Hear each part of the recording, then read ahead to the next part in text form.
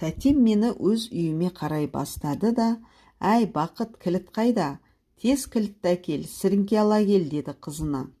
Қазір деп Бақытжан өз үйіне қарай шапты. Біздің бетіміз өз үйімізге қарай бұрылғаннан кейін қара шеке қуанып, құйрығын бұлғаңдатып, құлыптаулы есікке қарай жүгірді. Бағанағыдай шапшып, ондағы қара құлыпты бір тырнады да, қайтадан бізді шыр айналып, кез келгенімізді құйрығымен сабалай бастады. «Ойпыр-ай, құданың мына жаман иттің құтыры уай», деді Сәукен. «Кет, әй, құйрығы сабаудай ғой кәпірдің. Бұл байғұс осы үйдің адал күзетшісі ғой», деді Зәлен. Үйде ешкім болмаса да, бұл босағаны ешкім аттап кірмесе де, әйтеуір осы үйдің жанынан шықпайды ғой. Анда-санда көзіме түскенде шақырып, тамақ беремін. Тамағын іше сала осы үйге қарай жөнелгенде, кейде көзіме жас келеді. Оның дұрыс, деп шешенсіді Сәукен. Иесін сыйлағанның итіне сүйек сал деген бар емес пе? Әрине, жас келеді. Бүкіл ауылдың басы болған ақар-шақар бұл үйдің түтіні түтемей қалған соң қайтсын жас келмей. Бақытжан кілт әкеп әйелдер бісміллә деп ішке кірді. Олар шам жаққаннан кейін мені шақырды. Керосин шамның қара көлеңке жарығында балалық кезімнің бар ізі сайрап жатқан өз үйімнің төріне шығып отырдым. Бірінен соң бірі ауыл адамдары келіп, елдің дәстүрлі амандасуы басталды. Бүкіл ауыл біздің үйге кіріп шықты. Көптен бері иен тұрған үй бір түнде базар болды да қалды. Ертеңіне таңертең мен апайым, Бақытжан және басқа кіші жиендеріміз бәріміз соғыс кезінің жұтаң таңертеңгі шайын ішіп отырдық. Бір кезде арсалаңдап, құйрығын тыным таппай бұлғақтатып, қара шеке кіріп келді. «Есік ашық қалды ма екен, әлде мына байқұс тырмалап өзі ашып кірді ме?» деді апайым, алдында жатқан бір жапырақ қармаға қолын соза беріп. «Бұл бейшараның сен кетіп қалды ма деп жаны шығып жүр ғой». «Кет», деп қалды Бақытжан итке қолын сербеп. «Тек тиме», деді тәтем. «Мә, мына бір жапырақ нанды сыртқа алып шығып бер». «Мә, қара шеке, кә», деп Бақытжан итті еліктіре сыртқа қарай жүгірді. Қара шеке құйрығын бір бұлғаң еткізіп, маған қарады да, «Қайтейін, әркімге өз тамағы жақын ғой. Кетпегеніңді туған үйдің төрінде отырғаныңды көрдім. Енді Бақытжанның қолындағы өз үйімнің дастарханынан бұйырған несібені жейін» дегендей, тырнақтары тақтай еденді тесе жаздап, сатырлата сыртқа қарай жүгірді. «Қара шеке мен Лашын ағаңның жақсы көрген иттері еді ғой», деді тәтем әкемді есіне алып. «Ағаңнан қара қағаз келерде қара шеке байқұс жаман ұлып жүдеп кетті. Лашын қайда?» деді мен осы кезде сары тазы есіме түсіп. Әкем қыс түскенде анда-санда аңға шығып қоюды ұнататын. Сондықтан біздің үйде күшігінен асыраған екі ит болатын. Бірі сары, бірі ақ күшікті әкем бір шақтан, екеуі де тазының күшігі деп әкеліп еді. Қара шеке күшік дөрегей де, сары күшік құлағы пілдің құлағындай үлкен қарауыз тазы болып шықты. Оны біз Лашын деп атадық. Лашын үйіне жетпей түлкі ұстады. Қара шекенің өзі де өзіндік өнері болып шықты. Келесі бір аңға шыққанда әкем қара шекені жер суға сыйғызбай мақтап келді.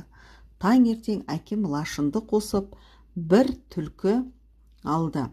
Түлкіні ол темір жолдың ар жағындағы Ақшоқы дейтін таудан аулайтын. Түске таман тағы бір түлкі көріп, Лашын қосылған екен. Түлкі інге кіріп ұстатпай кетіпті. Сол кезде ін аузында аңырап тұрған Лашынның қасына әкем мен қара шеке де жетеді. Қара шеке іннің аузын иіскеп жіберіп, бір-екі қыңсылайды да іннің ішіне кіре бастайды. Әкем аттан түсіп, «Мынау қайттеді» деп тұрады да, іннің ішіне кірсе, бір түлкіге шамасы келер деп оны тоқтатпайды. Ит іннің ішіне кіріп кетеді. Әлден уақытта ін аузынан қара шекенің құйрығы, содан соң бөксесі көрінеді. Сөйтіп, ол ін ішінде жатқан түлкіні тамағынан тістеп, шала жансар күйінде алып шығады. Содан кейін Лашын мен Қарашеке біздің ауылда қос қыран атанғанды. Лашын өліп қалды, деді тәтем менің сұрағыма жауап беріп. Оның қалай өлгенін айтсам ба, айтпасам ба деп ойлады ма, сәл бөгеліп барып сөзін қайта жалғады. Бүркітбай өлтірді. Қалай? Әкем соғысқа менен кейін 41 жылдың қысында алынған. Одан соң әкемнің орнына Бүркітбай колхоз председателі болып сайланады. Әкем кеткен соң екі ит аңсырап, кейде өздері далаға кетіп қалып жүреді.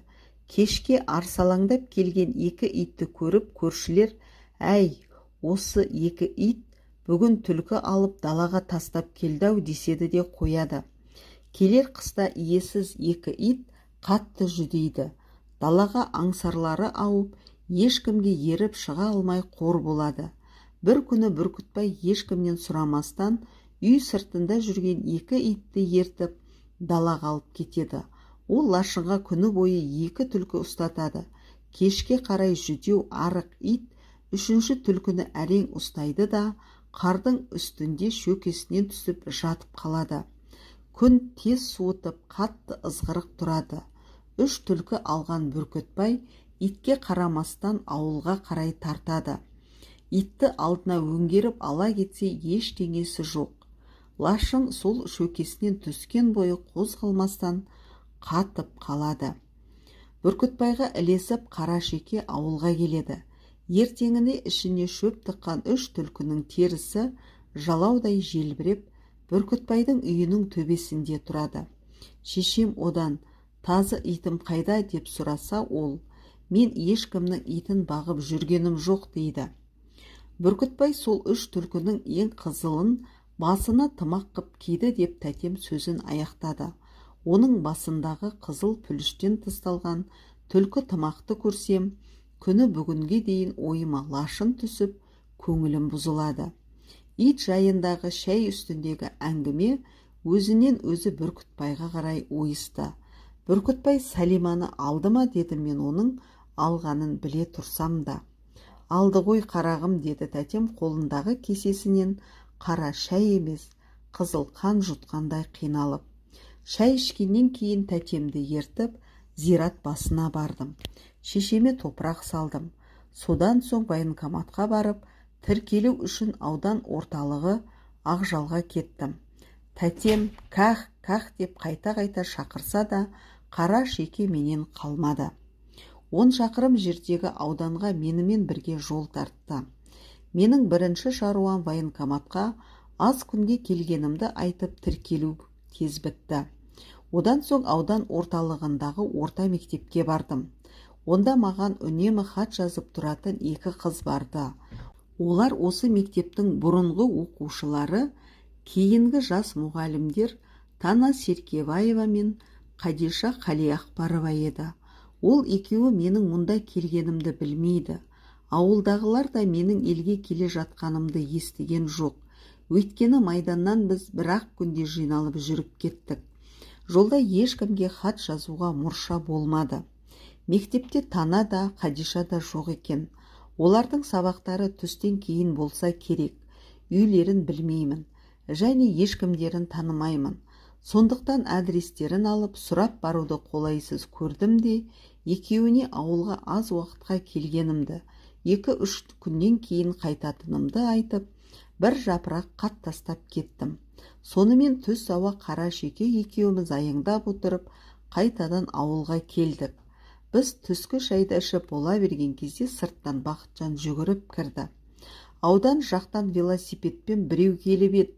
Алдыңғы ауылдан Ербол нағашымның атын атап, жөн сұрап, велосипедін жетектеп осы үйге қарай келе жатыр. Өзі қыз сияқты деді. Мен майданға маған арнап өз ауданымнан хат жазып тұратын екі қызды да бұрын көрмеген болатынмын. Алайда бұл келген сол екеуінің Тана мен Хадишаның бірі екені айқын еді. Бірақ қайсысы? Оны таба алмадым. Тәте, бұл біздің үйге келген қонақ болды, дедім апайыма. Қонақ болса келсін қуатым, деді тәтем сабырмен. Мен қонақты қарсы алу үшін есік алдына шықтым. Расында ет жеңділеу келген биік қабақ ақсары қыз велосипедін үйдің қабырғасына сүйеп жатыр екен. Үйден бірге шыққан Бақытжан екеумізді көріп, маған қарай қысылмай еркін қадам басты. Жасында еркек шора болып, еркін өскен. Ешкімнен қысылмайды. Менің қыздардың осындай ашығын жақсы көретінімді білесің ғой. Сенің оны ұнатпауың мүмкін, бірақ бұл тура өз көңілімдегі қыз деген. Заман сөзі есіме түсті. Бұл Тана болды деп ойладым ішімнен. Ербол, аман есенбісің досым?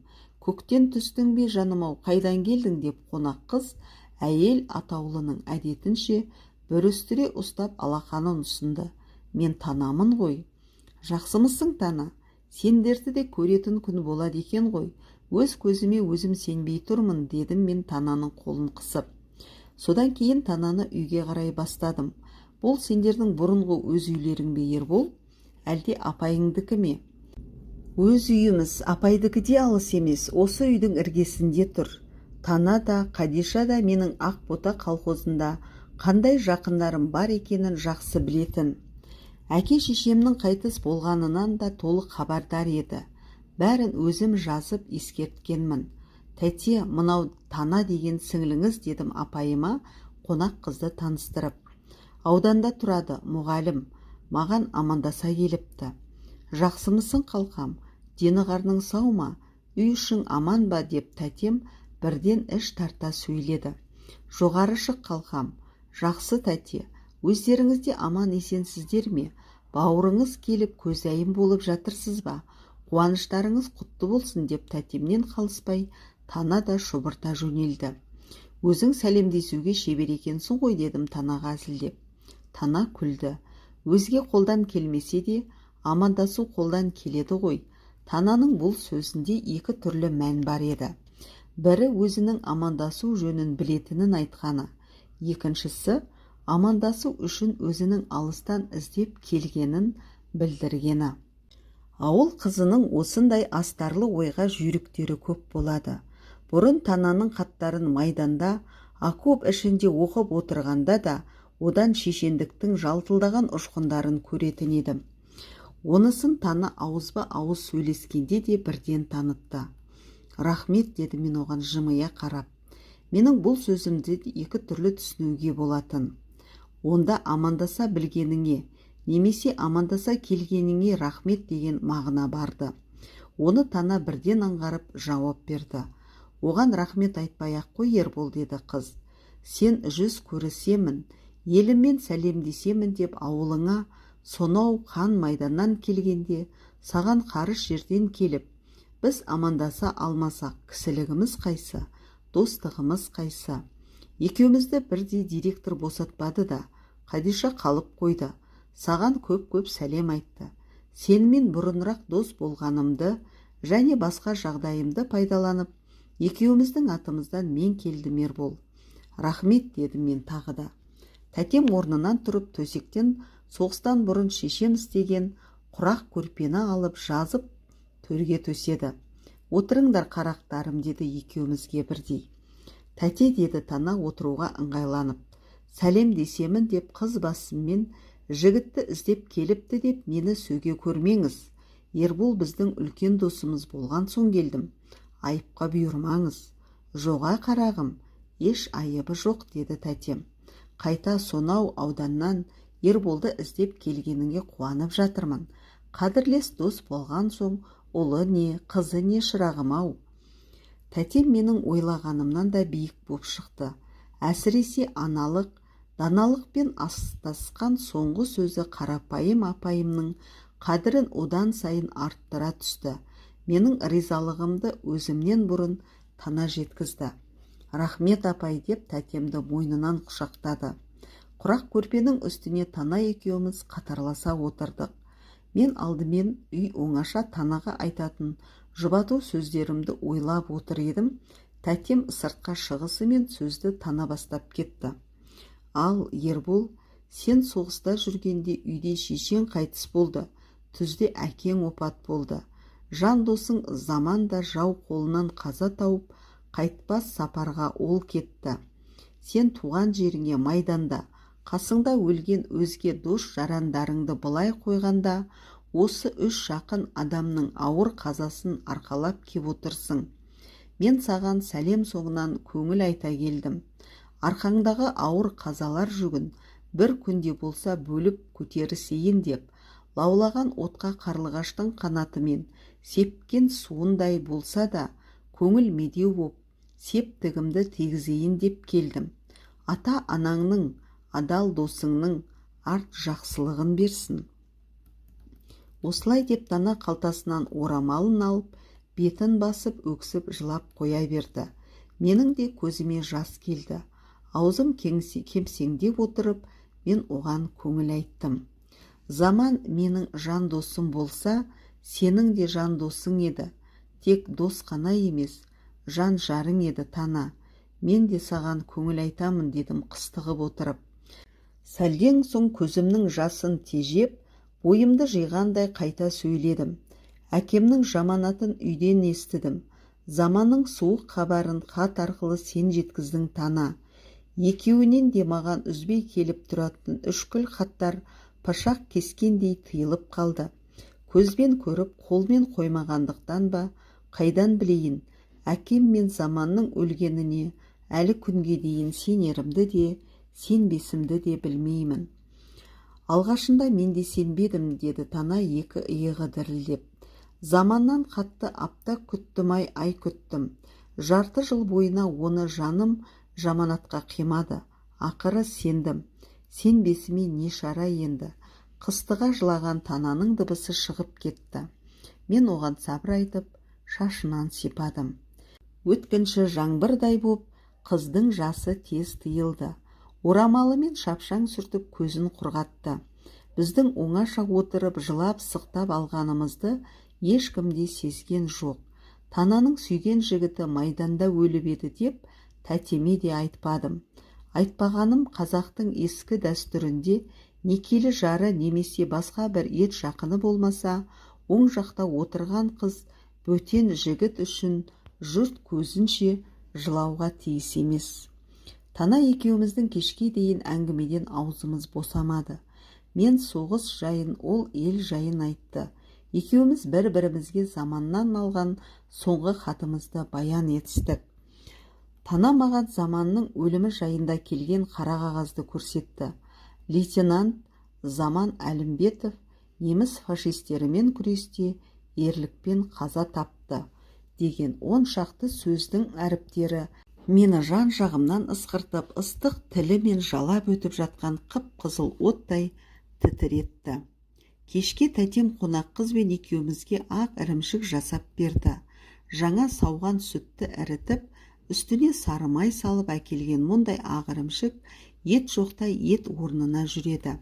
Сондықтан оны біздің жақ кейде ақлақ деп атайды. Ауылдың тәттілігі тіл үйірген бұл тамаша асы шынында да ақ лақтың уыздай былбыраған жұмсақ етінен бірде кем болмайды. Тәтемнің ақ лағына ауылдың бір сыпыра кемпір шалы қоса жиналған еді. Ас ішіліп болғаннан кейін олар маған соғыс жайында әңгіме айтқызып тыңдады. Одан кейін ауылдастарым маған үсті-үстіне сұрақтар жаудырды. Немістер қандай болады екен? Гитлерді өзің көрдің бе? Өзіңе мына күміс теңгелерді не үшін берді? Ортасында Кремлі бар мынау күміс жұлдыздарың не? Ал енді бұл соғыс қашан бітеді? Өзің келдің, өзгелер қашан келеді?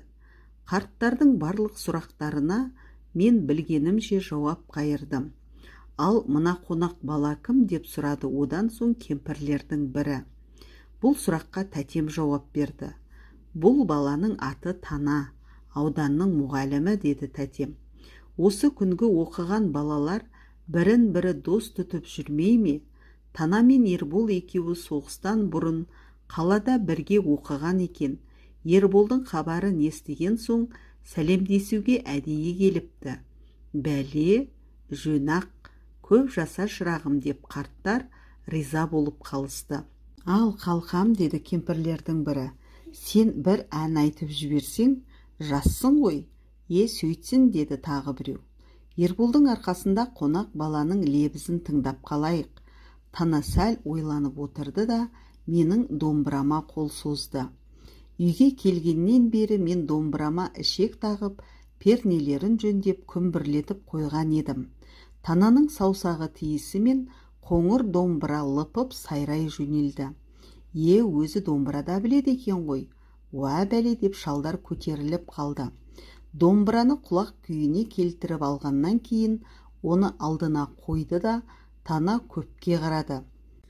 Қарт ақын Сапар Әлімбетов дейтін кісіні бәрлеріңіз де білетін шығарсыздар, деді қарттарға.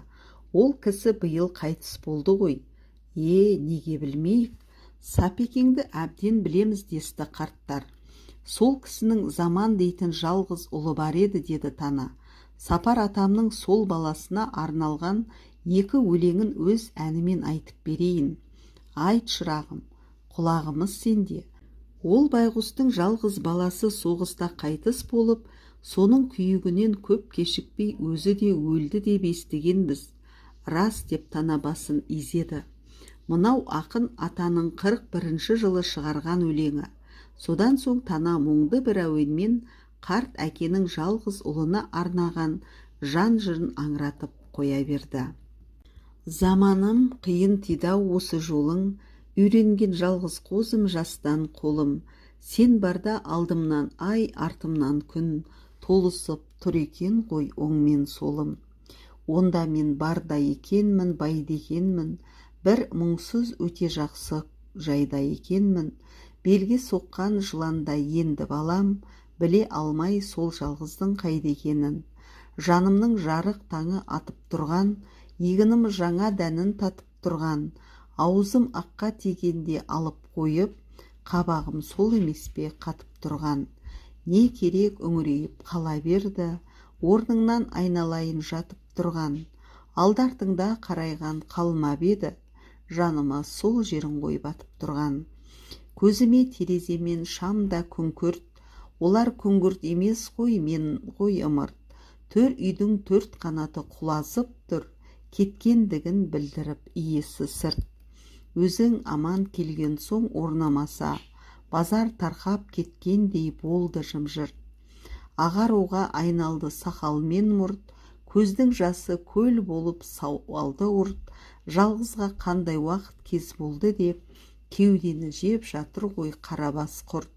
Қайтейін, жалғыз ғана мен емес қой, мен сықылды мұңды ғой бүкіл ел жұрт. Тағдырдың сонда мені жеткізгені, тілегім көз жасыңды өзің кеп сүрт. Баруға құс боп ұшып қанатым жоқ, ойымнан кеткен жоқсың қалатын боп. Сағынып менің жаным жүдеді ғой, жүрегім ауық-ауық жанатын боп.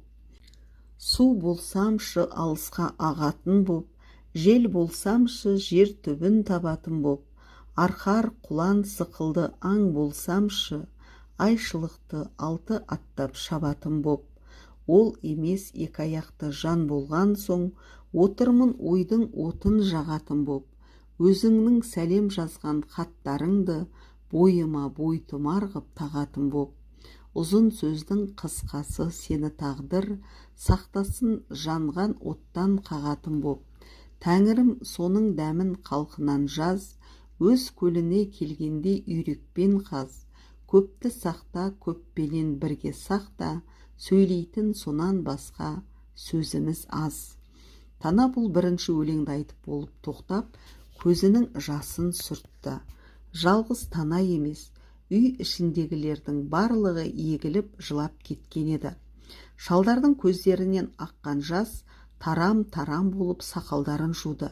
Кемпірлер жаулықтарының ұшымен беттерін басып, иықтары селкілдеп, бұршақ соққан егіндей жапырылып, төмен салбыраған бастарын көтере алмай қалды.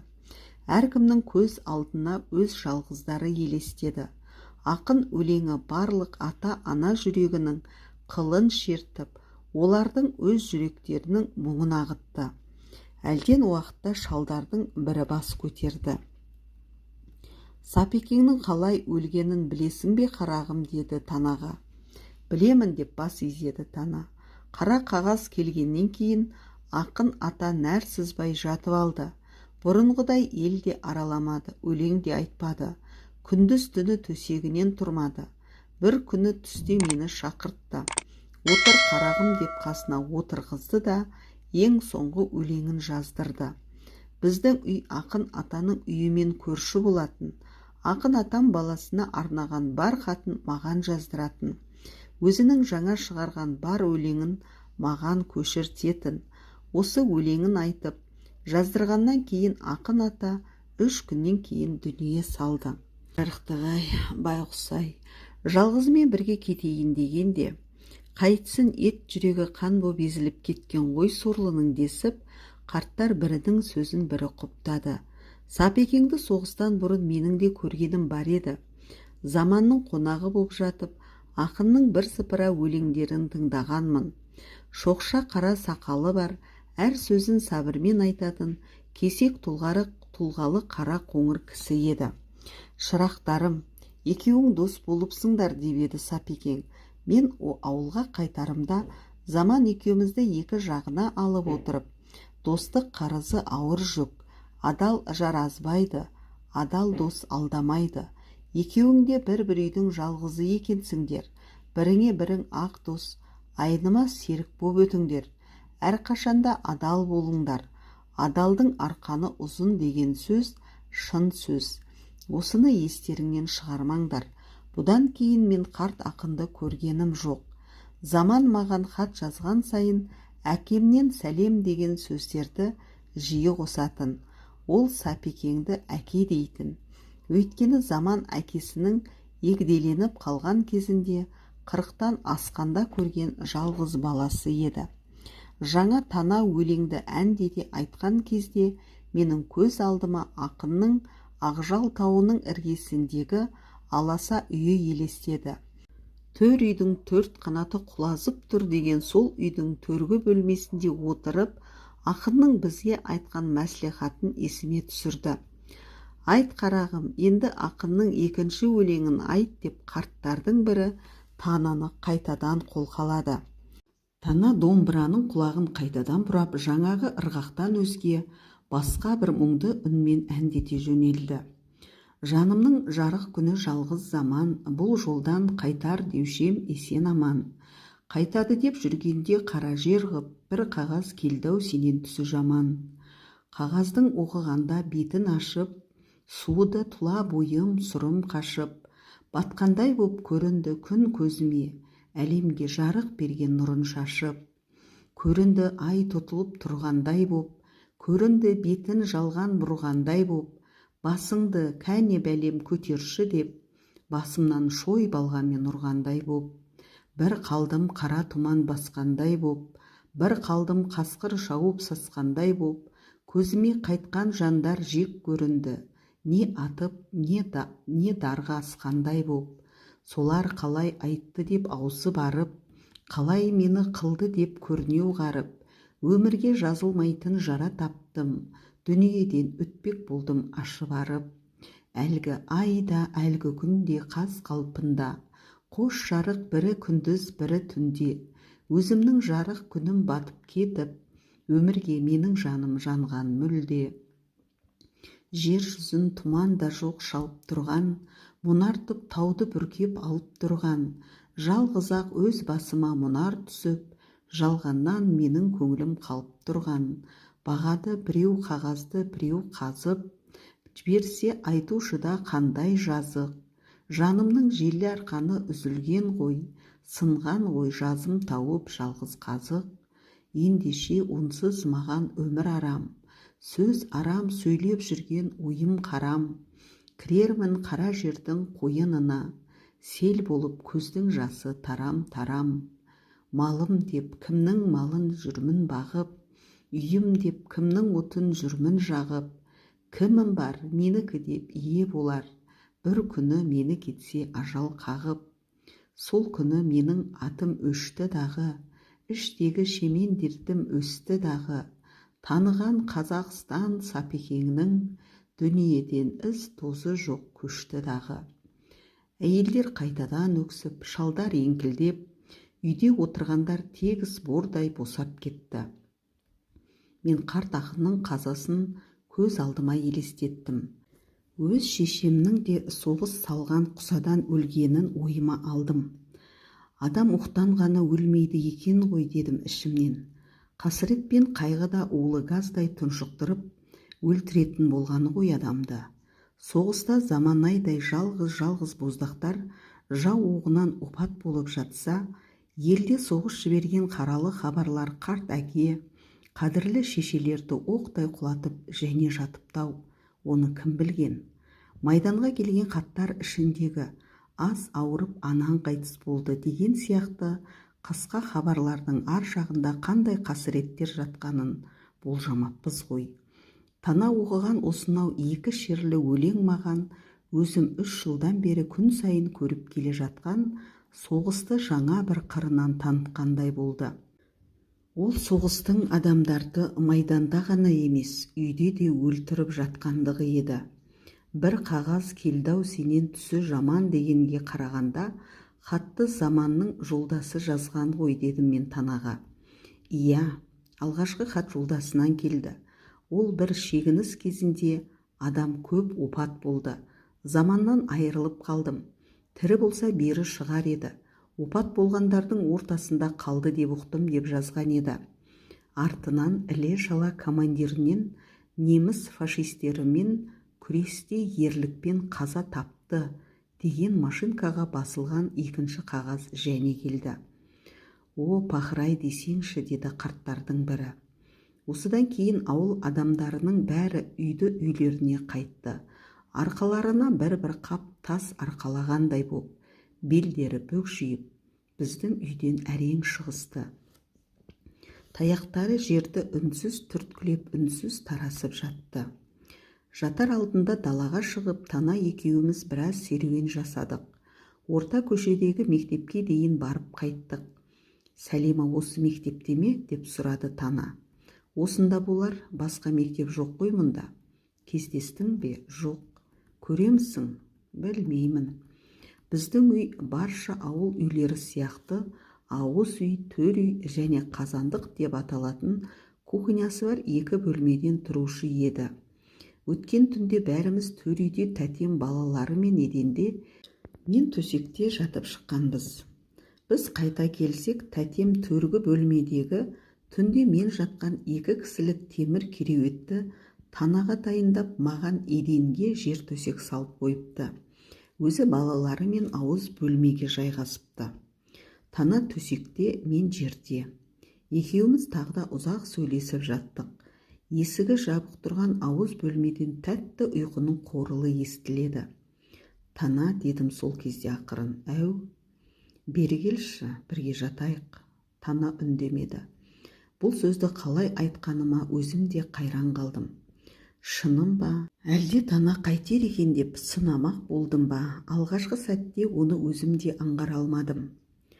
Ақырын төсек шықырлап, Тана жерге түсті. Терезеден түскен көмескі ай сәулесімен ақ балтыры жарқылдап, іш көйлегі ағараңдап Тана қасыма келді. Еңкейіп тізе бүкті де көрпенің шетін өзі ашып қойныма кірді. Әлгінде Тана үндемеген кезде ол менің қасыма келмейтін шығар деп ойлап едім. Тана келіп бір көрпенің астына кірген соң, енді оған не айтып, не істерімді білмей қалдым. Бағана күндіз аяп басынан сипағаным есіме түсті де, тағы да оны маңдайынан, шашынан сипай бастадым. Қыздың маңдайынан қақ жара тараған жылтыр шашын сипалай сырғып барып, қолым оның тоқпақтай жуан жалғыз бұрымына тиді. Алақаным ауға шырмалған алабұғыдай боп, бұрымда бір сәт бөгеліп қалды да, одан сытылып шығып, іш көйлектің жоғарғы ашық жағындағы қыздың жұп-жұмсақ жалаңаш етіне тиді. Осы кезде Тана қойныма келіп кіргеннен бері тулай бастаған жүрегім шапқа түрткен тайдай мүңкіп, шапшып кеудемді тынымсыз тепкілей жөнелді. Қырынан жатқан Тана да маған үстіңгі сол жақ қолын созып, басымды өзіне қарай сәл икемдеп алып, тағы да жылап қоя берді. Қыздың ыстық жасы жылы жаңбырдай боп менің жүзімді қоса жуды. Жыламашы, тана қалқам деп мен оның жас сорғалаған қос көзінен кезек сүйдім. Көзден шыққан ащы жастың кермек дәміне де қарамадым. Тана менің оны аяғаныма ішінен рахмет айтып разы болғандай қалып танытып, жұмыр жұмсақ саусақтарымен бетімді сипалады. Әлде менің жүрегімнің дүрсілін сезді ме, әлде сол бір дүрсіл әлін азайтып жіберді ме, білмеймін. Өзінің торғындай жұмсақ мойнының астында жатқан менің сол жақ қолымды босатып берді. Қолың талған шығар, ала ғой, деді ол басын сәл көтеріп. Даусында жат адамның ресми ибалылығы емес, жас жардың жас күйеуіне жасаған ыстық лепті, мол ықыласты үні бар тәрізденді. Содан соң өзі шалқасынан аударылып жатып, оң иығымен оған қарап, қырынан жатқан менің кеудеме қарай сұңғыта түсті. Осы кезде менің көңілімді әлде бір тәтті тілек кернеп, тамырларымда қан лықси тасып, Тана екеуміз жатқан кішкентай бөлменің алақандай төрі шыр көбелек айналып, дөңгелей жөнелгендей сияқтанды. Жұмсақ бұғақты жұмыр мойын маған қарай бұра түсіп жатқан Тананың ыстық демі бетіме соққанда, күні бойы оттай лепті аңсақ желдің өтінде жүргендей таңдай кеуіп, тән қақталып, өзгеше бір шөлге душар болдым. Осыдан кейін жамбасымда жатқан оң қолымды қайта көтеруге оңтайландым. Сол сәтте ұйытқыған жел мұржаға тыққан түтінді шалқытып, демім ішіме тығылып, тынысым тоқтап қалған тәрізденді. Бұл жай бір минутқа созылды ма, бір сағатқа барды ма, оны білмеймін. Әйтеуір өз қолымды өзім әрең дегенде көтеріп, қыздың кеудесіне салғанымды білемін. Осы бір өмірі көрмеген, қолым ешқашанда тимеген жұмсақ, жылы рахаттай тәтті кеудеге алақаным желімделіп қалғандай жабысып қозғалмастан жатып алды. Екі шекемді қан теуіп, өне бойымда өзен тасыған әлдебір отты толқындар лықсып, кемерінен аса кернеп бара жатқан іспеттенді. Мен қыздың қарсылығын күткендей едім. Бірақ қыз қарсылықтың нышанын да білдірмеді. Мен енді не істер екен дегендей, кеудесі бір жоғары көтеріліп, бір төмен түсіп, үнсіз, дыбыссыз қатты да қалды. Содан соң барып мен ақырын қолымды қозғадым. Осы кезде қыздың іш көйлегінің астынан сәл ғана діріл білінгендей болды. Ондай діріл менің өз қолымда да бар еді. Сол сәл дірілмен келіп, менің қолым қыздың оң жақ алмасының үстіне шықты.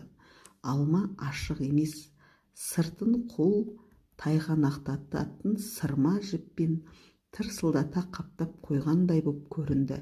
Екінші алмасы ашық болар деп ойлап, ақ мамасын іздеген ашқарақ баладай шыдамсыздықпен қолымды солға қарай жылжыттым. Ол да жабық екен.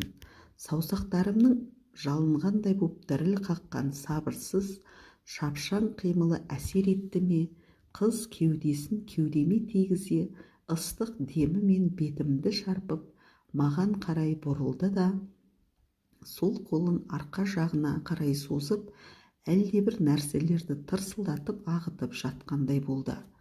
Бұл кезде мен оның атлас иығын қайта-қайта емірене сипағанымды білемін. Тананың кеудеме тірелген аршын төсімен бетіме соққан ыстық лебі жағадан толқындай шегініп, алыстап кеткендей болды. Сөйтсем, қыз қайтадан шалқасынан жатқан екен. Менің қолым ашқарақтанып, тағы да жаңағы жерді сипалады. Арқадан ағытылып бос қалған бюстгальтер астынан топ-томпақ қып-тығыз қыз алмасы қолыма ілінді. Менің уысыма ғана арналып жасалғандай шап-шағын, бірақ адамның өне бойын бірден электросварка отының жарқылындай ғажайып ұшқынды діріл шашатын ғажап дүниені қайта-қайта сипай бергім келді. Ағаш басында тұрған алманы жұлып алардан бұрын оның қатты жұмсақтығын білу үшін адам уысына салып, ақырын қысып көрмейтін беді. Менің де сөйткім келді ме, білмеймін. Тегі мен оны өз бағымның алмасы деп ойлап қалсам керек. Бір кезде қыздың алмасын құшырлана қысып жібергенімді өзім де байқамай қалдым. Қыз да сүйсініп кетті-ау деймін. Деп қалды. Содан кейін тек алмасы ғана емес, бар денесін менің алақанымның астына салып, тұла бойын тұтас менің уысыма бергісі келгендей, сәл ыңырсыған ләззатпен барша денесін менің алақанымның астына қарай жиырып, кішірейіп бір уыс боп бүктетіліп бара жатты.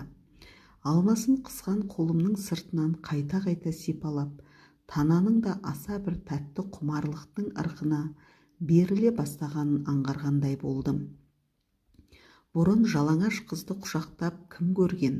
Шіркін, танамен бір төсекте жатқан сол сәтте ажалға арналып бір арқанмен маталған еңлік пен кебек сияқты тас қамау, берік шырмауда қалғандай, қазір екеуміз шыңнан шыңырауға құлайтындай күй кештім. Биіктен бүтін дене боп лақтырылған, етекке түскенде парша-парша шығатынын білсем де, сол шыңырау түбіне тез құласам екен деген жүрегімде жалғыз жалын тілек барын аңғардым. Бұл сәт маған аса тәтті де, асқан үрейлі де көрінді. Мен шыңнан шыңырауға қарай тартылған әлде бір құпия күштің арнасында тұрғандай болдым. Ақ көбікті аузын ашып, толқын-толқын болып, суылдаған дыбысы білініп, кемерден аса лықып келе жатқан сол күш қазір мені жаңқадай жұлып әкетіп, құздан төмен қарай құлатып қоя беретін сияқтанды. Осы соңғы сәтте ойымда айдаладан, алыстан, сонау шыңырау түбінен шыққан ащы үндей болып, әлдебір қарсылықтың әлсіз лебі білінді. Бара-бара ол үн күшейіп, күшті бір әннің әуеніне айналған сияқтанды. Бұл әуен жаңағы мені құздан құлатуға асығып, айдаһардай жүз бүктеле лықып келе жатқан белгісіз күштің суылдаған үнін өшіріп, оны еңсере жеңіп, теріс аққан судай етіп кері қуып бара жатқанға ұқсайды. Мен оның мұншама екпінді не ән екенін ұқтым. Білгім келгендей құлағымды тосып, бүкіл жер шарын уыстағандай боп, қыздың алмасы үстінде жатқан қолын сәл босап, қалт тыңдап қалған іспеттендім. Ақыры мен ол әнді де, оны шырқаушыны да таныдым. Сол сәттен 4 жыл бұрын 1940 жылдың жазында осы ауылға маған қонаққа педучилищеде бірге оқыған жалғыз жандосым Заман келіп осы үйге қонды. Заман бұрын бұл маң естімеген жаңа бір жақсы әнді өзімен бірге ала келді. Әннің аты Зәуреш екен. Мазмұны оба жалмаған 30 ұлдан қалған жалғыз қызын іздеп келген сорлы әке қызының да өлігі үстінен қабір басынан шығады. Сондағы әкенің Құран орнына зарлап айтқан аза әні тыңдаушыны еріксіз егілтіп жібереді. Мол дауысты, ашық үнді, жайдары мінезді, қою бұйра шашы маңдайына түскен, жұмсақ нұр шашатын қоңыр қой көзді жас Заман біздің осы үйдің қасында отырып, сол әнді шырқағанда, оның үніне бүкіл ауыл жиналған еді. Сол күні түнде Заман екеуміз біздің үйдің төрінде, дәл осы арада, Тана екеуміз жатқан жерде айқара құшақтасып ұйықтаған едік. Енді ол маған өз ғашығы Тана жайында сыр шерткен еді. Ер мінезді, ер көңілді менің танамдай қыз жоқ деп қуанған еді. Ол екеуміз тірі болса қайтсек те қосыламыз деп ант еткендей де болған.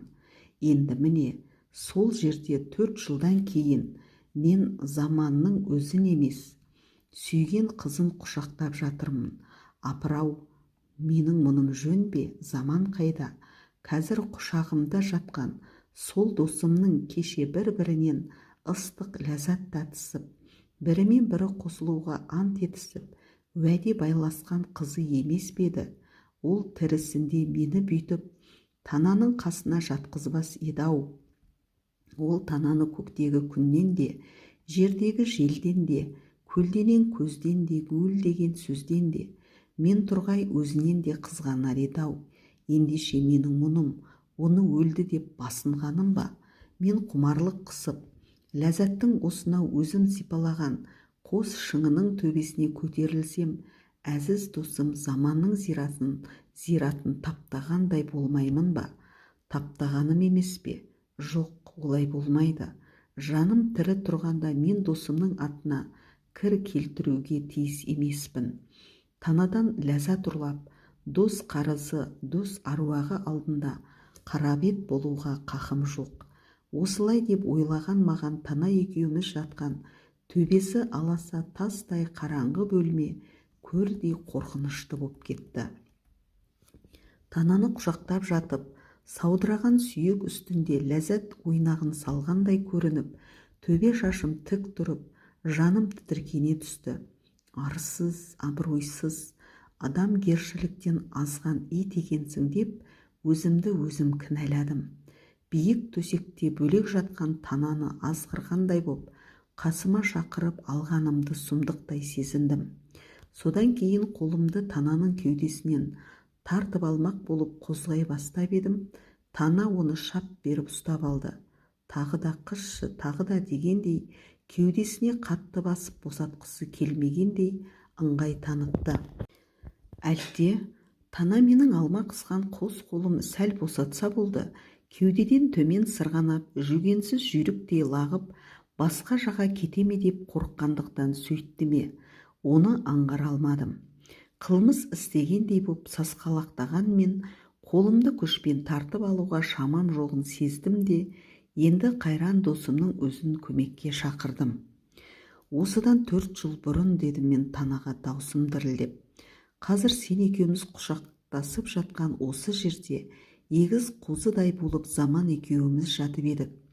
Заман атын естігенде Тананың менің қолымды қысып жатқан қос алманы ортасынан үзілген серппедей босатып, сусып, сырғанап жерге түсіп кетті. Осы кезде мен қыз кеудесінде тұтқында қалған қолымды босатып алып, қыздан бойымды бөлектей түсіп, Заманның біздің үйге сол жолға келісін ұзақ әңгіме етіп айттым. Заман аты аталғаннан бастап, Тана қайта жылап, солқылдап келіп, сан рет маған бетін басты. Екі дос бір-біріне сыр айтады, әкесі баласына шын айтады. Айырылып зәуреш сенен қалғаннан соң, көкедеп енді мені кім айтады, деп Заман көкірегі қарс айырылғандай боп, шерлене шырқағанда біздің ауылдың кәрі жасының көзінен жас парлағанын баян еттім. Сонда өзінің осындай күйге душар боларын біліп, жылаған екен ғой Заман, деп Тана қатты күрсінгенде, аузынан шыққан отты жалын менің бетімді ғана емес, барша жанымды жалап, жайпап күйдіріп барып тынды. Өстіп екеуміз ұзақ жаттық. Әңгімені айта-айта екеуміз де шаршадық. Екеуміздің де тамырымызда тулаған, бағанағы ыстық қан салқындап сабасына түскендей болды. Бір кезде қасымда үнсіз жатқан Тананың ішінен бір нәрсе үзіліп кеткенге ұқсады. Оның менің иығымда жатқан сол қолы сылқ ете түсті де, қорғасындай салмақпен сырғып келіп, бетіме тиді. Мен оны ептеп көтердім де, елікпейтін ағаштай икемсіз боп қалған қыз қолын жайлап қана жанына салдым. Ұзақ жылап, қайтадан маған қарап қырындап жатқан қыз шалқасына аунап түсті де, танауы пыс етіп тәтті ұйқыға кетті. Ертеңіне түске таман Тана 3 күнге сұранып келгендіктен, оны ақжалға жібермей, үйде қалдырып, өзім ауыл аралап, кемпір шалдарға сәлем берейін деп көшеге шықтым. Алдымнан соғысқа бармай ауылда қалған, кішкентайдан бірге өскен құрбым Төкеш кездесе кетті. Колхозда бригадир екенін ол алдыңғы күні түнде алғаш кездескенімізде айтқан болатын. 2 бұты талтақ 3 бұрышты саржан ағашын иығына салып алып бүкеңдеп келеді екен. Ереке, батыр, сәлем бердік. Кеше қайда барып келдің, неге ат сұрамадың, деді ол қос қолын бірден ұсынып. Солдаттың аты 2 аяғы ғой, дедім де, Ауданға военкоматқа барып тіркеліп қайтқанымды айттым. Сен ерте жер басына кетіп қалған екенсің. Көлік сұрап Бүркітбайға барғым келмеді дедім. Айтпақшы құсың құтты болсын деді Төкеш, екі көзі күлімдеп, екі танауы қусырыла түсіп. Қайдағы құс? Кеше-кешке қарай Ақжал жақтан бір ақ сұңқар құс ұшып келіп сенің қолыңа қонды деп естіп едім. Сонау соғыстан елге келгенде еңбегің еш, құшағыңның құр болмағанына қуанып жатырмыз. Төкештің тананы сөз қылып тұрғанын енді түсіндім. Көктемде мұз үстінден жүрген қызыл судай болып, ауылға тана жайында өсек жайылып қалғанында жаңа сездім. Сондықтан түсімді бірден суыққа сала бастадым. Батыр, шыныңды айтшы, қалыңдығың ба бұл қыз? Деп Төкеш қайтадан қылмыңдады. Жоқ, досым, дедім мен. Қой, оны түнде қасыңа оңаша алып жатыпсың ғой. Қалыңдығың болмаса, ол не? Бөлек жай болмаған соң бір бөлмеде жатпағанда қайтесің? Ал оны кім айтты саған? Ел құлағы елу деген емес пе? Жұрт сенің кішкентай жиендеріңнен естіпті. Балалар не білет, дедім мен салмақты түрде. Ел де бала сияқты естігенін айта береді. Бірақ сен сенбей-ақ қой оған. Мен неге сенбеймін, деді Төкеш қылмыңдай түсіп. Мен елден артықпын ба сонша? Содан соң көшеде екеумізден басқа ешкім көрінбесе де құлағыма кеп сыбырлады. Қыз деген қызыл гүл сияқты емес пе? Шырынын шашып сыбағаңды алып кет одан. Сонда ол тіріп ете алмайды. Шырыны бар ма екен өзінің? Осылай деп ол өз-өзіне мәз болып қарқ-қарқ күлді. Мен ыза боп кеттім. Мен соғыстағы солдатпын, дедім даусым қаттырақ шығып. Бүркітбай екеуің сияқты елдегі қыз келіншектің шырынын тексеріп жүргенім жоқ. Білмеймін несі бар, несі жоғын.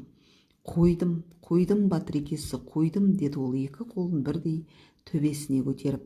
Бірақ есіңде болсын, келіншектің шырмауығы болса да шырыны болмайды. Ал жаңағы білмеймін несі бар, несі жоғын дегенің байбала қыздың Сабырбай ақынға айтқанына ұқсап кетті. Ақын деген сөзге құлағым елең ете қалды. Ол не әңгіме екенін білгім келді. Ол қандай сөз, дедім ажарымды сәл суытып. Білгің келсе айтайын. Кейін соғысқа қайта барғаныңда солдаттар арасында да айтып жүруіңе болады. Қызық, деп Төкеш мені ынтықтыра түсті. Ертеректе мына Сыбанның бір елінде 17 ақын болыпты, деп Төкеш ашаршылық жылдары ауып келген ауылдағы екі үй жақты иегімен нұсқады. Сыбан мыбанда шаруаң не? Осы елде деп айта бермейсің бе, дедім мен Төкештің ру қуалай сөйлегенін ұнатпай. Жарайды, сол елде Сабырбай деген ақын жігіт, Байбала деген ақын қыз болыпты, деді ол саржан ағашына винтовка таяқ шірене сүйеніп тұрып. Сол екеуі 17 ақынның ішінде өмір бойы өзара қатысып, айтысып өткен екен дейді.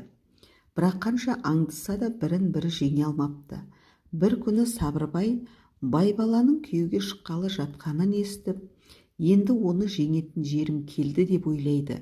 Кешке ол өзін той хабарын жеткізетін бірнеше жас жігіт келіншектерді сайлап қойып, атын шылбырынан ұстап, той болған ауылдың сыртында отырады. Бір кезде той тарқап жеңгелері Байбаланы күйеуінің қойнына салу үшін отауға қарай алып жүреді.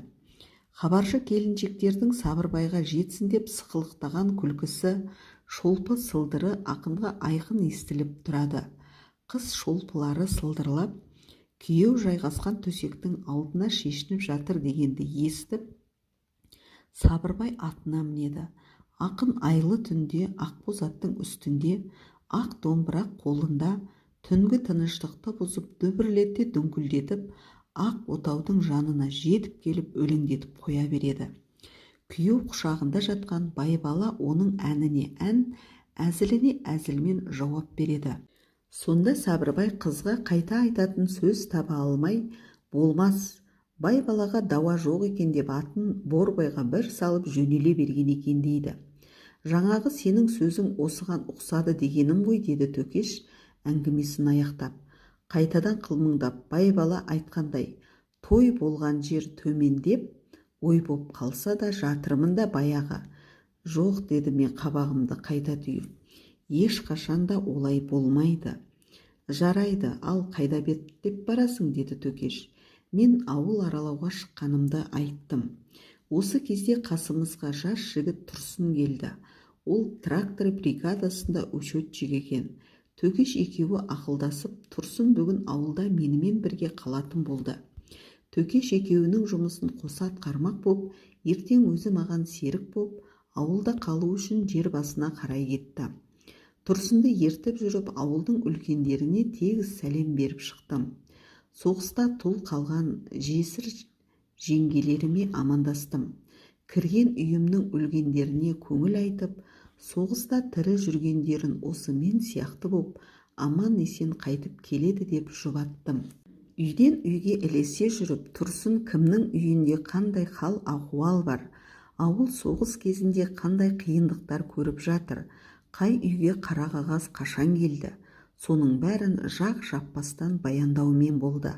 Менен 6 жас кіші, мен соғысқа кеткенде 4-ші класста оқып жүрген бала Тұрсын енді ширақ, пысық, елпек жігіт болыпты. Үлкенге қызмет етуге даяр тұратын жылпостығы және білінеді. Мынау Бүркітбай ағайдың үйі, кіресіз бе, деді Тұрсын колхоз председателінің үйінің тұсына келгенімізде. Мен ол үйдің кімдікі екенін Тұрсын айтпаса да білуші едім. Қу бала мені қайтер екен деп әдейі айттау деймін. Өйткені менімен уәдесі бар Сәлиманы бұзып, Бүркітбай алып отырғанын бүкіл Ақбота ауылы білгенде, ол білмеуші ме еді. Ол кісі өзі қайда екен, деді мен Тұрсынға, осы кезде өз көңілімнің алай-түлей боп кеткенін сездірмеуге тырысып. Кеңседе шығар, деді Тұрсын.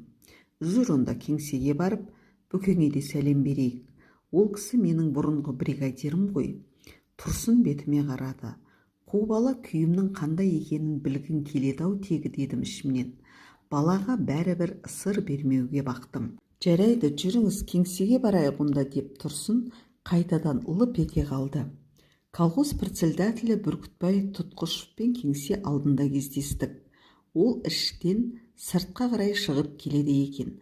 Басында қызыл пүліштен тысталған түлкі тымақ, аяғында саптама етік, сақал мұрттан қылтанақ жоқ, бет аузы жып-жылмағай, бөшкедей сары шал бізді көргеннен кейін жылан көзін маған қадап, маңғаздана тоқтап қалды. Ассаламалейкум, Бүркітбай аға, дедім мен елдің үлкендерге құрметпен осылай сәлем беретін дәстүрі бойынша. Өзімнің оған деген наразылығымды сездірмеуге тырысып. Әрине, Бүркітбай менің келгенімді әлде қашан естіген болуы керек. Көргеніне таңданбады. Аузындағы насыбайын таяқтай жуан сұқ саусағымен алып, жерге тастап бір түкірді де, «Уағалейкум сәлем, қашан келдің бала?» деді. «Алдыңғы күні». «Ойбай-ау, содан бері неғып кеңсеге келмей жатырсың? Кеңсеге келетін уәкіл емеспін ғой мен», дедім өзімді өзім сорлай күліп. «Кеше военкоматқа барып қайттым. Бүгін ауыл аралап үлкендерге сәлем беріп жүрмін». Бүркітбай кегжиіп қалды. Мен де үндемедім. Менің көзім оның басындағы түлкі тымаққа қайта түсті. Шашақты екі құлағы пілдің құлағындай үлкен сары тазы көз алдыма елестеді. Ол Бүркітбайдың қасына керіліп келіп тұра қалып, бірден пілдей болып үлкейіп, Бүркітбай қандендей кішірейіп кеткен сияқтанды. Содан соң лашын оқ тиген пілдей шөгіп, басын алдыңғы екі аяғының үстіне салып, тас болып қатып қалған іспеттенді. Мен тістеніп басымды шайқадым. Бүркітбайдың көзі менің оң жамбасымдағы пистолетіме түсіп кетті де дір еткендей болып, «Өй, Ербол, өзіңнің мылтығың бар екен ғой», деді. Өне бойымды ұзақ буып тұрған мен де қырыстана қалдым. «Бар, жау майданда ғана емес, елде де бар. Кездескен жауыңды жайратып кет» деп әдейі берді, деп қалың қатты сары былғарыдан жасалған кабураны сыртынан сықырлата сипап қойдым. Мен қолымды мылтыққа қарай апарғанда, Бүркітбай әлденеден сескеніп қозғалақтап қалды. Бірақ мен мылтық суырмаған соң тез тыныштанды да, қой Ербол, елде жау қайдан болсын деді. Айтарын айтса да қайтадан қыбыржықтап, содан соң суға салған көндей болып бірден жібіп, жұмсай қалды. Керегің болса айт Ербол, немесе қасыңдағы Тұрсыннан үйге барған соң айтып жібер. Майдандағы жауынгерден не аяймыз? Рахмет, ештеңеде керегі жоқ. Бәрі де майданда бар. Сізден председатель еді деп бірдеңе сұрағалы келгенім жоқ. Бұрынғы бригадирім еді деп сәлем бере ғана келдім дедім. Бұрынғы деген сөзді нығырлай айтып. Сол арқылы бүгінгінің маған бір тиынға қажеті жоқ дегеніңді де тұспалдатып сездірдім. Мейлің деді Бүркітбай қайтадан тәкаппарлана бастап. Колхоздың далада шашылып жатқан малы жоқ, жаны да жоқ деңіз дедім мен мырс етіп. Мұным оған өзімше атқан екінші оғым еді. Бұл Сәлиманы тұспалдағаным болатын. Колхоздың мал жанын кәрі қасқырлардан сақтай білген жөн. Қушал мен бұл сөзімнің де астарын түсінді. Бірақ ұқпағанын, ұқса да тура мағынасында қабылдаған боп үндемей қалды. Ал сау болыңыз дедім де тез кеттім келіп. Жолың болсын деп міңгірледі Бүркітбай. Біз кете бардық. Бүркітбай сол орнында тұрып қалды. Ол мені үйіне шақырған жоқ. Сондықтан мен баруға тиісті емеспін. Сәлиманы несіне көремін? Адуан шалдың әйелі болған ол енді мені не қылсын деп түйдім. Сонымен кешке үйге қайттым. Қайтып келе жатып та күні бойы үй арасында жүріп те тананы есімнен шығармадым. Апырау, түндегім теріс пе? Жоқ, дұрыс. Тананың маған деген айқын ықыласы бар емес пе? Болса болар, бірақ заман өлді деп хабар алған соң, Сәлима менен кетіп қалған соң туған ықылас шығар ол. Сол ықыластан артықтың керегі не маған? Қойнымда жатқан қызды құшып, құмардан шықпаймын ба бір? Жоқ, олай етуім дұрыс емес. Мен қыздың да, өзімнің де ертеңімді ойлауым керек. Ертең мен соғыстан аман келсем жақсы. Тағы да менің жаманатымды естіп, қыз байғұстың жүрегіне екінші рет қанжар сұғылмаса құба-құп. Бір күнгі нәпсіден өмірлік өкініш тумасына кім кепіл? Осылай деп күні бойы өзіммен өзім іштей сөйлесіп, жауаптасып, ақыл қорытумен болдым. Кешке қыз төсекте, мен жерде, екеуміз екі бөлек жаттық. Мен қызды қасыма шақырмадым. Ол да үндемеді. Екеуміз екі жерде, бірімізге біріміз білдірмей дөңбекшіп таңдатырдық. Бұл күні Төкештің үйіне қонаққа барып қайттық. Төкештің қаладағы апа жездесі таңдап әперген сұлу келіншегі Мәстураны көрдік. Алтын сырға, ақ білезік, алтын сақиналары жалтылдаған сұңғақ бойлы ақ келіншек колхозды ауылдың келіні болудан гөрі қаланың артисткасы болуға лайық екен. Тана екеуіміз солай деп ұйғардық. Сонымен үшінші күні түнде шам сөнгеннен кейін қыз түнде жалғыз жатқан төсегінің алдына барып, сырт киімдерін шешіп болды да, төрде жатқан маған тіл қатты. Ербол, ау, ұйықтаған жоқсың ба? Жоқ. Онда құлақ сал. Мен басымды көтеріп жастыққа шынтақтадым. Жұрт соғыстағы жауынгерлерді қыран деп атайды ғой деп бастады Тана сөзін. Кездескеннен бері оның шешендігіне көзім жеткендей болған еді. Соны дәлелдей түскісі келгендей бүгін бірден тұспалдап сөйледі. Осы өңірдің қыраны өзіңсің. Сонау майданнан шарықтап, туған жер аспанына келіпсің. Түсер тұғырың тайып кетті. Досың өліп қалды. Қияда шарықтап жүрген қыранның көзіне төменде ілер ештеңе болмай, құсалана ма деп сені аяғанымнан, әрі жақсы көргенімнен, қызықсаң тоя талар қызылың болайын деп бел буып едім. Ендігісін өзің біл. Танажан, пиғылыңнан садағамын дедім мен даусым дірілдеп. Содан соң түрегеп төсегімде отырып, бар сырымды ақтардым. Мен саған алғашқы түнде ақ ынтыққанмын Тана. Қазір де жүрегім лүпілдеп құмартып отырмын. Өзімді қинап 3 күннен бері тежеп келемін. Тежейтінім ертең мен соғысқа кетемін. Одан аман есен оралсам жақсы. Осы арада мен күле отырып, Төкештің кешегі сыбағаңды алып кет, сонда тыпыр ете алмайды дегенін айттым. Төкеш айтқандай шырыныңды шашып кетіп, қайта оралмай қалсам, сенің заман өлімі тілгілеп кеткен жүрегіңнің жарасы жазылмай жатып, мен оған екінші қанжар боп және қадалмаймын ба? Ат аунаған жерде түк қалып жүрсе, оны қайтесің? Ол жас жаныңа азап, жас басыңа және қасірет емес пе? Бүкіл отанның бар халқын азап пен қасіреттен азат етсемін деп, шыбын жанды шүберекке түйіп жүрген солдат, мен ендігі ең жақын жандарымның бірі сенің басыңды өзім азапқа душар етсем, онда менің нем солдат, өзгеге менің нем қорған. Одан да бұрын майданда өлді, хабарсыз кетті дейтін адамдардың жаралы боп, жау қолына түсіп, өлмей тірі қалатындары да кездеседі. Жасырын тапсырмамен жау тылына жіберілетіндері де болады. Тана менің сөзімді төсекте аппақ сирақтарын еденге салбыратып отырып тыңдаған еді. Ах, ондай атты күн болмаса, мен бақыттымын ғой, Ербол деп қыз жастықты құшақтап құлай кетті. Әкем мен шешем жатқан ескі темір кереует Тананың көкірегіндегі күйікті ауырсынып, белі қайысқандай бір сықыр етті де тынды. Мен ойымды жинақтап сөзімді аяқтауға кірістім.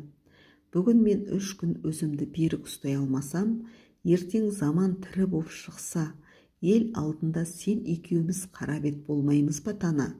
Онда менің Бүркітбайдан, сенің Сәлимадан нең артық? Соғыстан кейін заманмен жүз көрісер шақ болса, екеумізді ең алдымен Бүркітбай табаламай ма? Сыртына шығармағанымен іштей болса да, Сәлима ойламай ма? Мен сондықтан шыдап жатырмын, шыдаймын деп жатырмын, Танажан.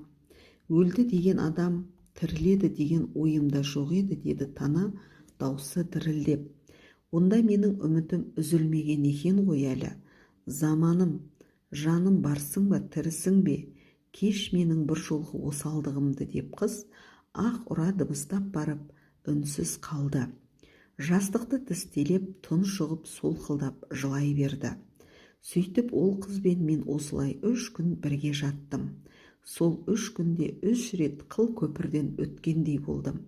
Тізем дірілдеп, буыным қалтыраған сәттер болса да, құламай аман өттім. 4-ші күні таңертең Тананы жарты жолға дейін жаяу шығарып салдым. Айырылысар жерде екеуміз құшақтасып тұрып, бір-бірімізді қия алмай, қошырлана сүйістік те тез ажырасып кеттік. Ол велосипедін жетектеп, Ақжалға қарай, мен жаяу ауылға қарай қайттым. Қайта-қайта қол сермесіп, біріміздің сыртымыздан біріміз ұзақ қарасып тұрып, арамыз алыстай берді. Түстен кейін кешкі пойызға отырып, Алматыға, одан әрі қайтадан майданға кетпек боп, ауылдан мен аттандым. Төкеш пен Тұрсын екеуі пар ат жегіп мені Ақботадан 25 километр жердегі бір төбе станциясына алып жүрді. Бірақ ауылдан бір аттанып кетіп, 5-6 километрден кейін ауылға қайта оралуға тура келді. Бағана үйден шығарда қара шекені қораға қамап, есікті бекітіп кетіп едік. Соның қалай бозап, бізді қалай тауып келгенін білмеймін. Бір кезде ол бар пәрменімен жүгіріп, тілі салақтап, біздің соңымыздан қуып жетті. Арбаны тоқтатып, үшеуміз бірдей кет деп итті үйге қарай қудық. Тұрсын жерден алып тас лақтырды. Ит кетпей қойды. Не атып өлтіріп кет, не қасыңнан қалдырмай алып кет дегендей боп, анадай жерге барып маған телміре қарап жатып алды. Станцияға барса не қаңқып кетеді, не поезд басып өлтіріп кетеді ғой мұны, деді Төкеш. Амалсыздан аттың басын ауылға қарай қайта бұрдық. Үйдің жанына барған соң қара шеке ешкімге ұстатпай қойды. Тәтем шақырса да, балалар ұстайын десе де, үйден аулақтап станция жақтың жолына қарай сытылып шыға берді. Ақырында қолыма шынжыр ұстап қара шекеге мен барып едім, ол қашпай құйрығын бұлғаңдатып, төрт аяғын көкке көтеріп жата кетті. Екі көзі менде. Қалмаймын, тастама деп жалынып жатқан сияқтанды. Мен оның қағырқы бауына шынжырды таққанымда иттің көзінен жас парлап қоя берді. Менің сол жерде қара шекеге жаным қатты ашып кетті. Қой қара шеке, мен келемін, соғысты бітіріп қайтып келемін дедім сасқанымнан. Қара шеке сөйт дегендей боп құйрығын бұлғаңдатты. Иттің иесіне мұншама адалдығы көңілімді босатты. Сәлимадан сенімді болдың-ау қара шеке деп ойладым, оны үй алдындағы қазыққа мықтап байлап жатып. Біз арбаға қайта отырдық. Тағы да қош деген дауыстар естілді. Жиендерім, жеңгелерім жылады. Апайым жаулығының шетінен тағы да көзін сүртті. Осының бәрі ауыр жүк болғандай, қос ат жеккен арба тағы да орнынан әрең қозғалды. Мен енді қара шекеге қарамадым. Адал достың ауыр қайғысын көргім келмеді. Арба үйдің бұрышынан станция жаққа қарай айнала бергенде иттің қыңсылап қыстығы арс-арс етіп қалған ақырғы дауысы естілді. Ауыл адамдарының менімен қоштасып тұрып күрсінгендері, жиендерімнің жылағаны, жеңгелерімнің менен жасқанып үн шығара алмай сыңсығандары, қара шекенің қатты қыңсылап, не шынжырын, не мойнын үзердей болып, арбаның соңынан қоса ұмтылмақ боп, темір шынжыр босатпай қалғанына, қош дегендей боп екі рет арс еткені, бәрі майданға қайта аттанған менің құлағымда кетті. Кешке жолаушы поезына мініп, Алматыға қарай бет қойдым. Вагонда келе жатып, ауылда өткізген 4-5 күнімді тағы да еске алдым. Еске алдым да танамен бірге болған 3 күнгі ұстамдылығымды бір жолғы ұрыста тау танкімен жалғыз өзім жекпе-жек беттескен сұрапыл шайқаспен салыстырдым.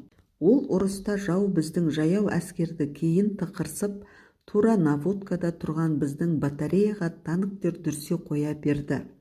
Қарасам, бір зеңбірек расчетынан бас көтерер адам жалғыз мен ғана боп қалыппын. Көздеуші мен оқтаушы екеуі де оққа ұшқан. Өзгелері жаралы боп кетті. Одан кейін маған зеңбіректі оқтап беріп тұрған жалғыз жауынгер бар еді.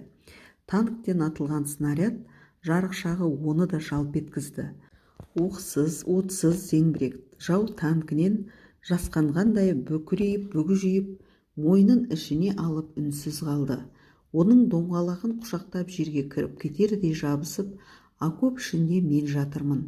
Біресе ұзын стволы қылқандай зеңбірек көмейінен күрк-күрк жөтеліп, біресе пулеметтердің тажал өңешінен шыққан ыстық қорғасын лебімен жолындағының бәрін жайпап, жарқ-жарқ еткен жылан бауыртысын шақыр-шұқыр шайнап, бейне бір сені жалмауға жұтынып келе жатқан таудай темір құбыжықтың алдында оған қарсы шығуды былай қойғанда, жерден бас көтерудің өзі ешбір адам баласына оңай іс емес сірә. Өне бойым жерге желімдеп қалғандай боп, басымды көтертпей бір ауыр қол желкемнен нығарлай басып тұрған тәрізденіп, біраз үнсіз жаттым. Танктың тура маған қарай зымырап келе жатқанын, окопты ойраңдап, оның ішінде үнсіз бұғып жатқан зеңбірек екеумізді жаныштап, жермен жексен етіп кететінін біліп жатырмын. Білсем де, танк таптап, жанышса жаншып-ақ кетсін, бірақ басымды көтермесем қайтеді деп ойлаймын. Бір кезде дүбір жақындап, айналам астым дірілдеп бара жатты. Осы кезде танкке қарсы қолданатын гранатты қыса ұстап, орнымнан қалай атып тұрғанымды өзім де білмей қалдым. Қорқақтың етегімнен тартып бұқ-бұқ деп босатпай жатқан соңғы сәтте жауға деген өшпенділік орнымнан көтерді-ау деймін мені. Сол жолдан кейін мен солдат қабылдар шешімінің ең мәндісі соңғы сәттегі шешім екен-ау деген ойға келдім. Солдатты ер ететін де, жер ететін де сол соңғы сәт шешімі деп білдім. Кімде-кім соңғы сәтте бойындағы бар үрей, қорқынышты жеңіп, азаматтық борышын орындаса, ол нағыз жауынгер. Тек солдат қана емес, адамның әр істің соңғы сәтіндегі ұйғарымы, сол сәтте өзін өзі ұстай білуі, оның адамгершілігін танытатын болуы тиіс. Иә, сонымен орнымнан тұрғаннан кейін мен де темір танктен бетер тістеніп, жағым қисая ашылып, бар қуатымды қос қолыма жиып, шоқпардай гранатты танкке қарай сілтеп кеп қалдым. Содан кейін жалп етіп, өз окопыма қайта құладым. Танктың жан бергені сондай қиын болады екен. Алдымен сұрапыл бір дыбыс шықты да, дүние солқ ете түскендей болды. Жер төңкеріліп кеткенге ұқсады. Содан соң қарамай бензиннің иісі тарқата лап еткен қара жалын қолымды, желкемді жалап жіберген сияқтанды. Артынан аман екенімді бірақ білдім. Екі құлағым тас керең боп қалыпты. Ой, мен мұны жүрек жұтқан батыр екен деп жүрсем, өзі қорқақ та болған екен ғой, деді Зайкүл, бір қолымен мені иығымнан баса ұстап, екі қолымен кеудемді нұсқап. Зайкүлдің әлде әзілдегісі келді ме, әлде мені әлжуалағысы келді ме, оны білмеймін. Бірақ мен оған шынымды айттым. Мен ұрысқа кірер алдында әрқашанда қобалжушы едім, Зайкүл, дедім жайлап. Бірақ қобалжыған сайын не ғажап екенін білмеймін, жауымды жеңіп шығатынмын. Сонда осы қобалжудың өзінде де жеңімпаз күш бар емес пе екен деп таңданатынмын. Сол жолы жау танкін қиратқаным үшін мен Жомартбектің кеудесіндегі анау даңқ орденімен наградталған едім. Осылай деп мен қыздарға Жомартбек кеудесіне тағып жүретін өзімнің орден медальдарымды нұсқадым. Жомартбек менің наградтарымды әсіресе асханаға барғанда тағып алатын. Өйткені майдангер студенттер кассаға кезексіз жіберілетін. Мен соғыстан келгенімді пайдаланып, ас алу үшін алға қарай ентелемей, кезегімді күтіп тұра беретіндіктен, Жомартбек менің тумбочкамда жатқан медальдарымды тағып алып, кассаға қарай ұмтылатын. Фанермен қоршалған тар кассада отырған әйелге студенттердің омырауы көрінбейді. Жомартбек ондайда кеудесін шайқап, медальдарын сылдырлата қояды. Қазір дейді кассир әйел оның майдангер екенін танып. Содан кейін оған сұраған чектерін жазып береді. Ұзын чекті ащы ішектей шұбатып, қораздана басып, ол менің қасыма келеді де, өзімен ілестіріп үстелге қарай алып кетеді. Түскі тамақтың уақыты тақап қалғаннан кейін, Жомартбек бүгінде сол кәсібін іздеп, қазір қолындағы дәптер сөздерін оқығаннан кейін тайраңдап жатақханаға қарай жүгіре жөнелуге әзір отыр еді. Мен өзін нұсқағаннан кейін Жомартбек қоқилана түсіп, кеудесін қозғап жіберді. Күміс медальдер сыңғырлап қоя берді. Оған қыздар күлкісінің сыңғыры және қосылды. Жомартбек дәптерді әрі қарай оқыды. Сөйтіп, ол 3 күнді ерлікке пара-парау деп ойладым өзімше. Олай ойлайтыным, баяғыда қазақтың бір батырынан өміріңізде өзіңіз сүйсінген неше ерлігіңіз болды деп сұраптымыз. Сонда өмірі есімнен қалмайтын 3 ерлігім бар деп батыр мына төмендегілерді айтыпты. Бір ұрыста жау қолына түсіп қалдым деп бастапты батыр. Қалмақтың мені олжа еткен батыры, елінің ерлерін ата, олардың осал жерлерін айт, қазақтың ұлы өзенінің өткелін көрсет деп қинады мені. Мен айтпадым да, көрсетпедім де. Содан кейін ол мені кеңірдегімнен қылқитып, жаңа сойылған өгіздің жас терісіне қаптатып, босағасына байлатып қойды. Жас тері жаздың ыстығында бір-ақ күнде кеуіп, сірі боп шыға келеді. Күн көтеріле сіріге шелектеп су құяды. Ол кезде сірі сәл кеңейеді де, құрыс тұрысым жазылып рахаттанып қаламын. Күн қыза сірінің суы кеуіп, ол енді қайтадан құрысады. Өгіз терісіне жасалған темірдей сірі жан жағымнан құрсау боп қысқанда сүйектерім сытырлап, өліп кете жаздаймын. Жауға жаныңды берсең де сырыңды берме деген емес пе? Өлсем өлермін, бірақ сырымды бермеспін деп тістеніп, күн сайын бір уыс боп бүрісемін де қаламын. Өстіп бір ай жаттым. Бір айдың ішінде арыс тайбасым әруақтай болды да қалды. Бір айдан кейін қазақтың бас батыры келіп, мені қинаған жауды өз қолымен өлтіріп, мені қысқан сіріні өз қолымен тіліп босатып алды. Бір ай сіріде жатқанымда қыңқ етіп үн шығармағанымда бір ерлік деп білемін. Түнде мен далада ұйықтап жатқан жерімде сұп-суық бірдеңе бақайымнан көтеріліп, кеудеме шығып, жоғары қарай өрмелеп келе жатқанын сезіп, оянып кеттім.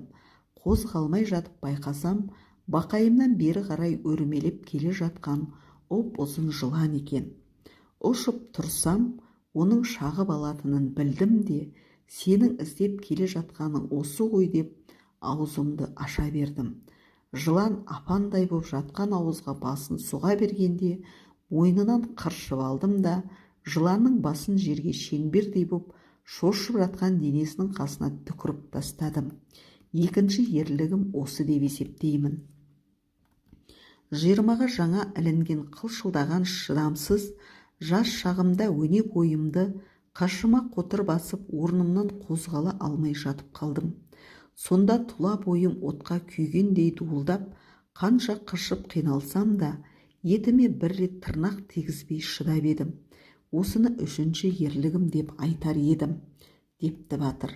Мінекей, әр адамның басынан өткерер ерекше үш ерлігі болса, мен мұны өз үш ерлігімнің біріне балар едім, достар, деп Жомартбек дәптерінің бетін жапты. Алғашында бұл жайында қыздардың кейбіреулері күле, жымия отырып тыңдағандары мен, ең соңында олардың бәрі де жым-жырт отырып қалды. Жоқ, бұл жазғаныңыз да жақсы екен ағай, деді Меңтай ғана әлден уақытта. Оның несі жақсы деп Зәйкүл шап ете түсті. 3 күн қыздың қасында жатып, жігер көрсете алмаған жігіттік пе? Иә, неге жігіттік емес? Нағыз жігіттік, деді Майра Абаева. Орынсыз құмалақ опасыз жаумен тең. Ендеше адамның өз нәпсісін тыя білуі үлкен ерлік. Қойыңдаршы, ерлік соғыста болмай ма, деді Қанипа, қыздардың бұл өзара таласын өршіте түсуі үшін шеткерірек отырғандарға қарап, көзін қысып қойып. Рас, ерлік соғыста ғана болады. Бұл қайдағы ерлік, деді Зәйкүл. Қанипа өзін қостап отыр екен деп ойлап, одан сайын өршелене түсіп. Ой шырағым, деді Майра да қызбаланып. Ерлік тек қана соғыста болады деп кім айтты саған? Біле білсең, күнделікті өмірдің өзі ерлік. Егер сен бірдеңеге ұшырап қалып, мына Жомартбек өзіңді алақанымен көтеріп, ауруханаға жеткізсе, ол да ерлік. Жомартбек басын шайқады.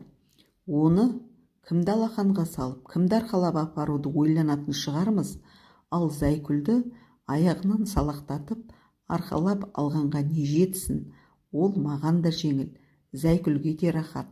Аппақ саны өз айтқандай түбіне дейін көрінеді. Қыздар қыран күлкі боп қалды. Әй, менің санымда шаруаң болмасын, деп Зәйкүл Жомартбекке қарап жұдырығын түйді.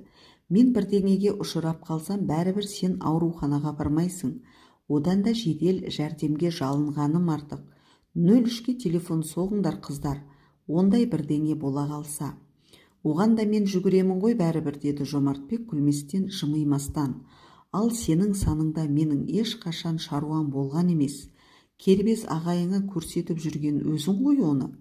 Зәйкүл Жомартбекті жеңе алмасын біліп, қолын бір сілтеді де алғашқы әңгімеге қайта оралды. Тоқта, Абаева, сен несіне қызыл кеңірдек боласың? Ерболды қорғап. Алдымен мұның осы жазғаны шын деп ойлайсың ба? Шын өмірде ондай болады, деді Майра. Тоқта ендеше. Зәйкүл басына келген әлдебір ойға екі көзі жайнаңдап қуанып кетті. Ендеше Ерболды періште дейік. Сен сонда мына мақалды білесің бе өзің? Алтын көрсе періште жолдан таяр деген. Білесің бе? Иә, Майра сасқалақтап қалды. Апырай, ондай да мақал бар еді-ау. Мына түлкі қыз оны қайдан суырып ала қойды? Бұған енді не десем дауа, дегендей Зайкүл айтқан мақалдан адамның адалдығына бұлтартпай сендіретін сөз іздеп дағдарғандай күй танытты.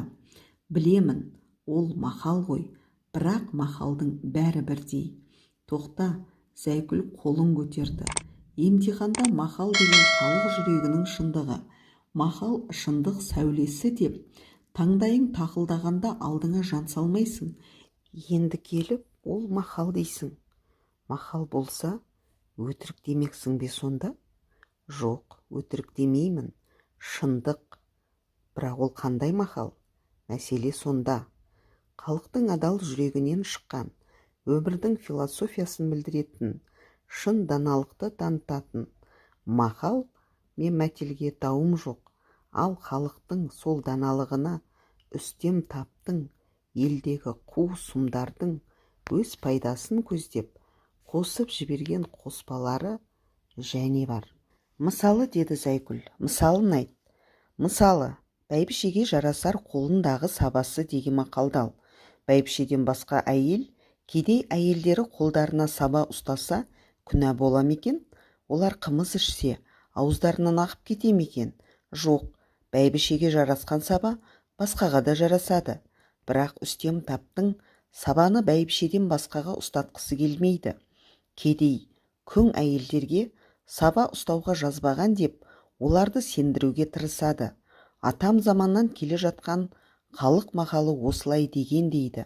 Сол сияқты өздерінің өзгеге жасаған қиянат, қылмысын бүркеу үшін қу сұм адамдар да мақалға ұқсас сөздер шығарып қосқан. Мәселен, жаңағыз өзің айтқан, алтын көрсе періштен жолдан таяр деген сұм арам адамдар сұмдығын істеп алады да, артынан мен қайтейін, алтын көрсе періштен жолдан таяды деген, мен періште емеспін, адаммын ғой деп монтансиды. Бұл сол үшін шығарылған сөз. Әйтпесе алтын көрсе періште неге жолдан таяды? Жолдан таяды екен, онда ол періште емес. Жолдан таю жөнсіз жасау адамның ісі, бірақ адамның да адам бар. Жұрттың бәрін жолдан таяды деуге болмайды. Жолда Сағынова. Мақалды білген жақсы, бірақ әр мақалдың мәнін де ажырата білу керек. Ас ішіп, ағынан жегенді жақсы көріп, арпа мен бидайды айыра алмаудың несі лайық? Майра алғашында сөзін кібіртіктеп, күмілжіңкіреп бастағанымен, орынды ой орамды сөз тапқаннан кейін бір жолата қанаттанып қайраттанып кетті. Үсті-үстіне бастырмалата екпіндей сөйлеп, Зайкүлдің аузын аштырмай тастады. Жаса Майра, деп Жомартбек жалғыз өзі аямай алақан соқты. Сағынованы шалқасынан түсірдің, аяғын аспаннан келтірдің. Жоқ, жоқ, сен қоя тұр оны, деді Зайкүл жеңілгісі келмей. Қыздар, айтыңдаршы, Ерболдың қызды құшақтап 3 күн оңаша жатқандағы адалдығына әсте сенуге бола ма? Ол Майрадан басқалардың өзін қолдауын күтті. Қыздар сықылықтап күліскендерімен ешкім оған демеу болар ештеңе айтпады. Мен сенемін, деді Қанипа сықылықтап күліп отырып. Мен де ағайға сенемін, деді Меңтай күлместен, байыпты түрде. Майра өте дұрыс айтты. Жоқ, мен сенбеймін, деді Зайкүл. Ешқашанда олай болмайды. Мен өз басымнан кешкен адал ақиқат шындыққа Зайкүлді сендіре алмағаныма ыза болдым. Бірақ адамның күн шуақ жанарына көңіл бөлмей, көлеңке жағына көбірек көз салатын Зайкүл сияқтыларға не дауа. Әсіресе оның ешқашанда олай болмайды дегені жаныма батты. Неге олай болмасқа? Болғанын бастан кешкен кісі айтып тұрғанда, неге сенбеске? Қалай болады ендеше, деді мен Зайкүлге кекете сұрақ қойып. Оны өзің де білесің, деп Зайкүл ыржалақтай күлді. Өзін өзгеше мас еткен әлдебір тәттінің дәмін есіне түсіргендей боп елтіп қалды. Біздің Зайкүл ерте ашылған гүл ғой, деді Жомартбек, оған еш мән бермегенсіп мүләйім ғана. Иә, әр гүлдің өз уақытында ашылғаны жақсы ғой, деп қостады Майра мырс етіп. Оның несі жақсы, деді Зайкүл лап ете тез жауап беріп. Уақытында ашыламын деп жүргенде суық соғып кетсе, соларда қалар ол гүл. Жоқ, олай болмас. Мезгілінен бұрын ашылған гүл ғана ерте солатын шығар, деді Жомартбек. Ерте солсам да есемді жібермесем болады. Менің білетінім осы қыздар, деді Зайкүл, Жомартбектің мысқылын елемеген болып. Иә, ашыл, Зайкүл, ашыл, деді Майра, сықылықтай күліп. Бірақ бір жолы ашылып шашылып қалып жүрме? Бұл әңгімені Меңтай басқа арнаға ауыстырды. Ол қыз қазір қайда, ағай, деп маған қарады. Танан айтамын. Осында деп екі-үш қыз қосыла дауыстап қалды. Алматыда ма? Иә, көргілерің келсе, мен бір күні ертіп әкеліп таныстырайын өздеріңмен. Ақылды, жақсы қыз. Бәсе, деді Зайкүл қайтадан сықылықтап. Енді түсінікті болды. Осылай шығар деп өзімде ойлап едім-ау. Екеуің ЗАГСке барған шығарсыңдар. Қоя тұршы сарнамай, Зайкүл, деді Қанипа көзі ойнақшып, зәлімдене қалып. Ал ол мұнда қашан, қалай келген? Біз неге оны осы күнге дейін білмейміз? Бұл бар қыздың көкейіндегі сұрақ болуы тиіс.